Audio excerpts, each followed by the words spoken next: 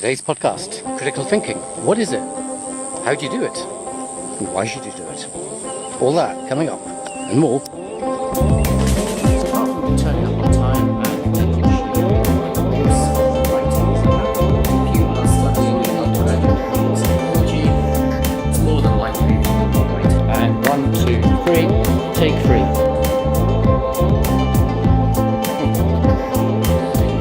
I'm going to tell you a story. Before I tell you. Hello, and welcome to this podcast on critical thinking, giving you an introduction to critical thinking.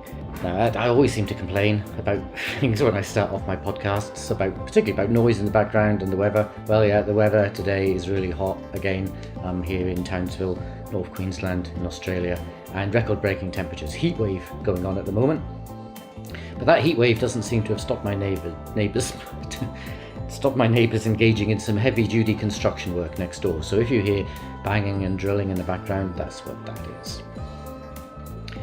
Okay, so that's my usual rant about complaining about things.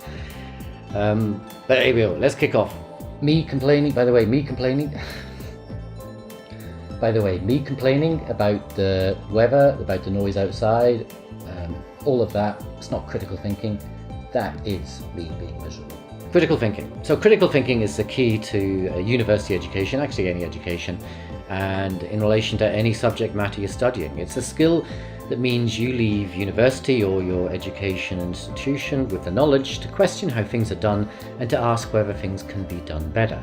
Whether you're an engineer, a social worker, a legal advisor, or a psychologist, whatever profession you end up in, your degree should enable you to join that profession and ask whether what that profession does is good enough, and ask if it can do better.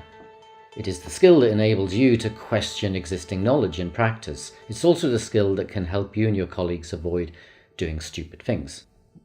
Critical thinking is really important because it stops people like me doing really stupid things. So what is it? Well, first of all, let me tell you, excuse me, frog in my throat. Not a literal one. I don't eat frogs. Let me tell you what it's not. It's not about being cynical. It's not about being pessimistic. It's not about being miserable, and it's not about being disagreeable. Now, let me tell you what it is. Critical thinking is all about being curious. It's about taking people's ideas seriously, and it's about being socially responsible. Now, the problem is that people can mistake critical thinking for what it is not. So when you engage critically in discussion, they can think you're being cynical or pessimistic or being miserable, just being disagreeable. Now, when that happens, just tell people what it is you're doing. Tell them that you're just exercising your curiosity, that you're taking the person's ideas seriously. You're critically engaging with them, which is meaning that you're taking their ideas seriously, and you're also engaging with social responsibility. Now, you probably think of a better way of saying that. It sounds a bit pompous the way I've said it. But you get the idea, I think. Yeah. But how do you do it? Well, here is how to think critically. Number 1, when someone says something is true or some way of doing something is the right way of doing it, what you need to ask is, what's your evidence for that claim? Yeah? What's the evidence that supports your claim that this thing you say is true? What sort of evidence is it? How strong is that evidence? Are there any flaws in that evidence? Now, your training in research methods is really important here because it'll help you detect poor quality research, which leads to poor quality data, which leads to poor quality evidence. The second question is to ask if there's any evidence that this thing you say is true might not be true. And how strong is that evidence? Again, your training in research methods is important here. And what you're doing is asking about the strength of the counter-argument. The person who's making an argument should have recognized and understood the counter-arguments. And if they don't, they need to go away, look at the counter-arguments to be sure that their argument is stronger than the alternative arguments. The third question to ask is, what is the nature of the argument that's being made? What are the assumptions behind the argument? Often an argument contains hidden assumptions, undisclosed assumptions, and they need to be brought out into the open and discussed. There's a nice little video about this that I'll include in the description, in the notes to this video. Now, it's important to examine the nature of the argument because often some things are said that can be open to different interpretations, and you need to be sure that your interpretation is the same as the interpretation of the person making the argument. So saying something is scientifically proven means different things to different people. Ask the person what they mean by scientifically proven. And also look to see if there are any flaws in the argument that are being made. Look for weak arguments. Again, lots of great sites on this, got great websites on how to identify strong and weak arguments. A lot of this is about logical fallacies. Again, I'll put some links in the description underneath this video. But if you ask me, if you want me to do a podcast on this, ask me, leave a comment, and I'll see what I can do.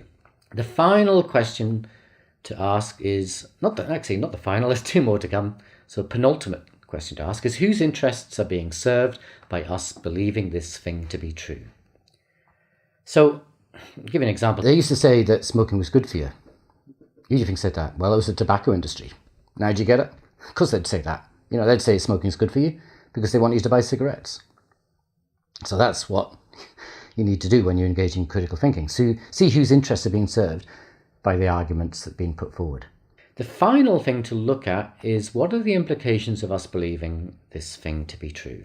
When someone makes an argument and they want us to believe something to be true, what are the implications of us believing that thing to be true?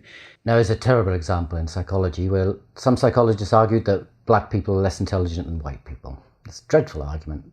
The evidence is really weak. I mean, the evidence is just not there. It's methodologically flawed.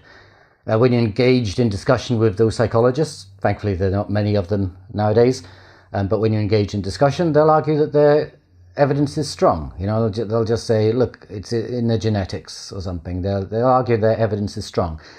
So to maintain the critical engagement and the critical thinking in the discussion, the kick question is, what are the implications of your argument? You know, if we were to believe your argument to be true, where would that lead us?